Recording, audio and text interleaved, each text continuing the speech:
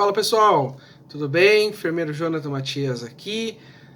Hoje eu vou gravar mais uma aula para vocês, uma aula sobre administração de injetáveis. Essa aula eu faço em 3 etapas. A primeira delas é uma teoria breve sobre a parte do coração e suas estruturas, e também vasos sanguíneos e circulação, né? Só antes, lembrando para vocês, quem quiser me seguir no TikTok, Enfermeiro Jonathan, e no Instagram, enf.jonathanmatias. Sem muito mais, vamos lá para olhar a nossa tela, aqui o nosso slide. Como eu já expliquei para vocês, esse é um slide padrão que eu utilizo nas minhas aulas, né? Onde eu trago na parte da esquerda sempre o tema que eu vou utilizar, e na parte da direita ali elementos de competência utilizados aí como um padrão, né, de toda instituição de ensino utiliza uma ementa da disciplina, e eu também ali não é diferente, né? Então nós temos ali o plano de aula dessa disciplina e também dessa aula propriamente dito. Fica aqui na parte da direita. Como eu falei para vocês, eu não vou me ater a esses detalhes, mas se alguém tiver interesse, pode me perguntar que eu explico para vocês. Pessoal, essa é uma aula sobre estudando, né, o coração, a circulação e os vasos sanguíneos. Ela é uma aula, como eu falei, dividida em 3 etapas, por isso que está escrito aqui teoria e prática, né? Então eu tenho uma das aulas, é a parte prática, sobre a administração de injetáveis, né? Certo? Bom, seguindo aqui a estrutura dessa aula, nós temos o sistema circulatório. O sistema circulatório nada mais é do que um composto, é composto por um conjunto de vasos sanguíneos, ou seja, de artérias e veias, que são responsáveis principalmente, basicamente, né, pelo transporte do sangue que conduz nutrientes necessários para o processo fisiológico. Basicamente, o nosso sangue transporta oxigênio e nutrientes para o corpo. Dentre esses nutrientes está a glicose. Então são duas situações bem importantes em relação à glicose e o oxigênio. Eles são extremamente importantes para a produção de energia. Essa energia é a energia que vai ser utilizada para o funcionamento de todas as células, de todo o organismo, de todos os órgãos e tecidos. Ou seja, todas as nossas células precisam produzir energia que na fisiologia humana ela é descrita como ATP, né, ou adenosina trifosfato. Essa glicose e esse oxigênio são transformados em ATP, que produz aí a energia necessária para fazer todas as funções daquela célula, daquele órgão, daquele tecido. Bom, essa é uma imagem do coração vista na parte frontal. Se nós abríssemos o nosso tórax frontalmente, possivelmente seria essa a imagem que nós veríamos, né? Então nós temos aí uma imagem que pega, né, a parte frontal do coração, que se trata basicamente do lado direito do coração, um pouco mais voltado para o lado esquerdo, muito pouco do lado esquerdo, porque o nosso coração ele está posicionado mais ou menos nessa posição. Ele está para frente, para a esquerda e para baixo. Aonde a base do coração ao contrário do que muitos imaginam, a base do coração é a parte superior, onde ficam ali as estruturas, né, grandes vasos, né, e por isso ali é a base. E o ápice do coração é a parte inferior. Então, no coração nós temos o inverso, tá? Então aqui nós temos, explicando essa imagem para vocês, nós temos então aqui a veia cava superior, a aorta com o seu arco aórtico, né, onde ele faz essa volta, né? Depois nós temos a aurícula direita, ou também conhecido como átrio direito, a aurícula esquerda, também conhecido como átrio esquerdo. Nós temos o ventrículo direito e o ventrículo esquerdo, tá? Aqui por fora também dessas estruturas, nós ainda conseguimos identificar aqui as artérias coronárias, esquerda e direita, que fazem a irrigação de todo o coração na sua parte da sua parte externa, fazendo aí o transporte de nutrientes e oxigênio também para a estrutura do miocárdio, porque ele também precisa de produção de energia, certo? Vamos passar a imagem. Aqui uma vista interna, então um corte transversal, explicando aí a parte interna do coração, onde nós temos aqui as posições, né? O átrio direito, o átrio esquerdo, o ventrículo direito e o ventrículo esquerdo. Percebam que a imagem do corpo sempre é uma imagem espelhada, nunca aquela imagem que está na gente. Então sempre quando eu olhar é como se eu estivesse olhando uma pessoa de frente para mim. Por isso que é o contrário da minha posição, da posição que eu estou olhando, né? Então percebam que o lado direito é diferente do meu lado que eu estou apontando agora, né? Então nós temos aqui, basicamente explicando, tá? O coração, então, ele tem duas câmaras receptoras e duas câmaras ejetoras. O que é isso? Nós temos basicamente a responsabilidade de receber sangue pertencendo aos átrios. E as câmaras ejetoras, as câmaras que são responsáveis por enviar o sangue, são os ventrículos, né?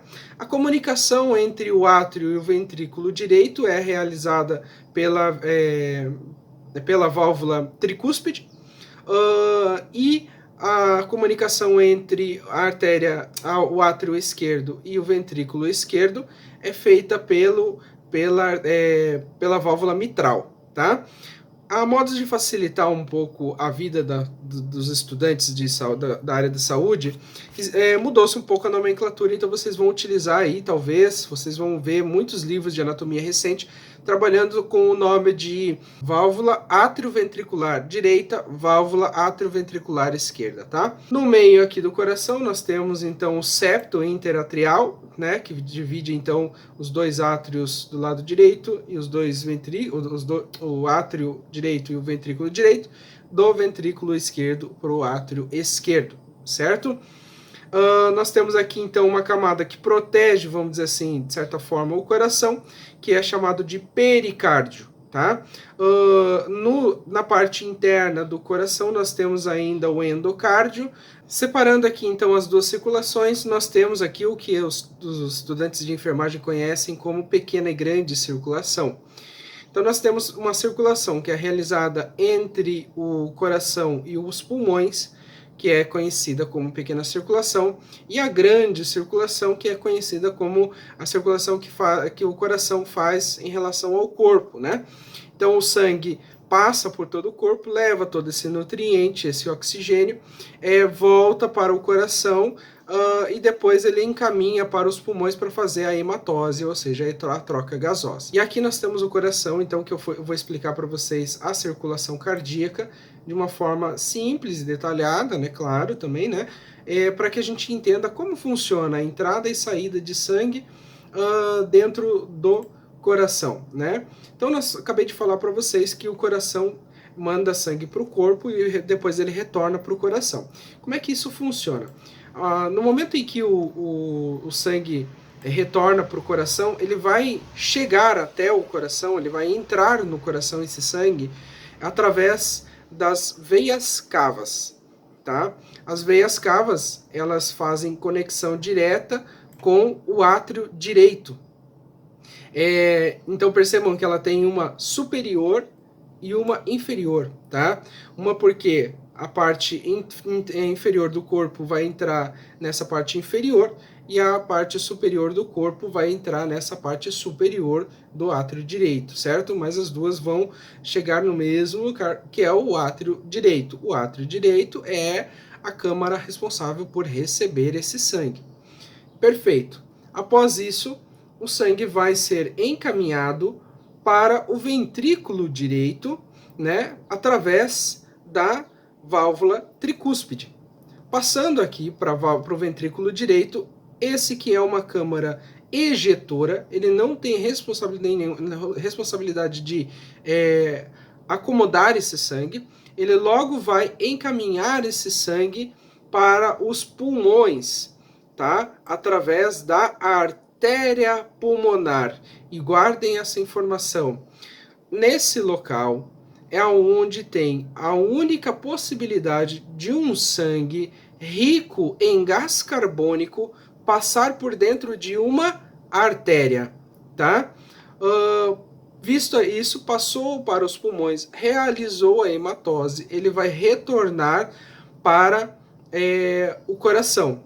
Através de quem? Das veias pulmonares. Essas veias pulmonares também são as únicas possibilidades de o sangue oxigenado, ou seja, o sangue rico em oxigênio, passar por dentro de uma veia, tá? Então ele vai chegar até o coração através das veias pulmonares, né? Percebam aqui que tem várias, né? Que vão caminhar, porque nós temos os dois pulmões fazendo essa ligação através dessas artérias, desculpa, dessas veias. O sangue vai chegar até o átrio esquerdo. O átrio esquerdo é uma câmara receptora responsável por receber esse sangue. Esse sangue recebido uma vez logo já vai ser encaminhado para o ventrículo esquerdo. O ventrículo esquerdo é responsável por só ejetar, então ele não tem responsabilidade de guardar esse sangue de maneira alguma. O ventrículo esquerdo tem uma característica. A sua parede, a estrutura, né, do músculo da parede do ventrículo esquerdo, ela é muito mais espessa, muito mais grossa. Isso porque a força que o ventrículo esquerdo exerce para poder encaminhar esse sangue para o restante do corpo é muito grande, por isso ele tem a parede mais espessa. Esse sangue vai ser então injetado através da artéria aorta, né, que é a maior artéria do nosso corpo. Essa artéria aorta, ela passa, percebam, pela parte interna do coração, né, e ela faz então a sua curvatura, né, e vai encaminhar então esse sangue para todo o corpo. Percebam que aqui nós temos 3 ramificações aqui, logo na curva superior da aorta. Nós temos as artérias carótidas, esquerda e direita, e a artéria subclávia, que vai se ramificar lá em cima. Aqui explicando um pouquinho também a estrutura das veias e das artérias. Percebam que em estruturas celulares nós temos então praticamente o mesmo tipo de células, né? Então nós temos as artérias e as veias fazendo a mesma estrutura celular. Então nós temos aqui a artéria e a veia sendo formada por uma túnica íntima no seu interior, a túnica média que recobre a parte externa, e depois nós temos a túnica adventícia fazendo a parte externa, né? Mas nós temos uma diferença grande aqui entre artérias e veias. Primeiro que não é só em relação ao sangue oxigenado. As artérias têm o sangue oxigenado e a veia tem o sangue rico em gás carbônico. Só que não é só isso, né? A artéria, ela recebe uma quantidade maior de células na sua parede, o que deixa ela com uma estrutura mais rígida. Ela tem uma resistência maior ao sangue. Isso faz com que ela consiga manter uma pressão muito maior dentro dela. E a veia não tem a mesma quantidade celular na sua parede, o que faz com que a estrutura da parede dela seja mais mole. E isso faz com que ela tenha mais capacidade de se moldar ao sangue que passa na sua parte interna. Uma grande característica para que o sangue não pare no meio da circulação venosa é que no meio dela nós temos as estruturas que são chamadas de válvulas dentro das veias. Essas estruturas são como aquelas porteiras de fazenda que elas abrem para frente, voltam no mesmo lugar para que o gado, o boi, não consiga sair dali. Ele só passe para dali adiante e não consiga retornar. O sangue tem que fazer a mesma coisa na estrutura da veia. Ela passa para frente, mas ela não volta no processo, senão causaria um refluxo. Inclusive o refluxo sanguíneo causado dentro das veias por uma falha nessas válvulas, elas constituem em algumas doenças, né? Como tromboses, como embolias, tromboembolias, né? e entre outras situações. Até a própria varize pode ser causada muitas vezes pelo fato do sangue estar parado em algum local das veias. Depois nós temos os capilares. Os capilares são estruturas microscópicas que fazem a ligação direta entre artérias e veias. Como? As artérias elas seguem uma linha decrescente chamadas de artérias, arteríolas e capilares. E as veias fazem uma estrutura decrescente de veias, vênulas e capilares. Quando elas chegam na estrutura de capilares, elas vão se comunicar, fazendo a osmose molecular das estruturas do sangue sendo transferidas de um para o outro. Então, o mecanismo celular funciona ali de forma microscópica. Ela é tão fina, a estrutura do capilar é tão fina que é capaz de conseguir fazer as moléculas passarem através delas e conseguir então fazer essa comunicação desses nutrientes e dessas estruturas sanguíneas para poder fazer então a troca, né, entre moléculas nas estruturas das artérias para as veias, mas isso conectando já a nível de tecido, já a nível de órgão, né? Aqui nós temos uma outra imagem mostrando então um pouco mais de perto aquela estrutura ali anterior que eu já expliquei. E aqui então seriam o que eu teria para falar para vocês sobre a parte estrutural, a parte básica em relação ao sistema cardíaco, a sua circulação e toda a sua parte de nomenclaturas e diferenças. Gostou desse vídeo? Deixa o like aqui, deixa um comentário, se teve alguma dúvida, alguma coisa não ficou clara, ou se por acaso eu estou equivocado com alguma coisa que eu falei aqui e tem alguma coisa nova a ser falado. Por favor, deixa um comentário aí que eu gosto que vocês interajam com o conteúdo desses vídeos. Se inscreve no meu canal, curte esse vídeo, se inscreve no Instagram também, segue lá no TikTok e dá essa força pro enfermeiro Jonathan. Tchau!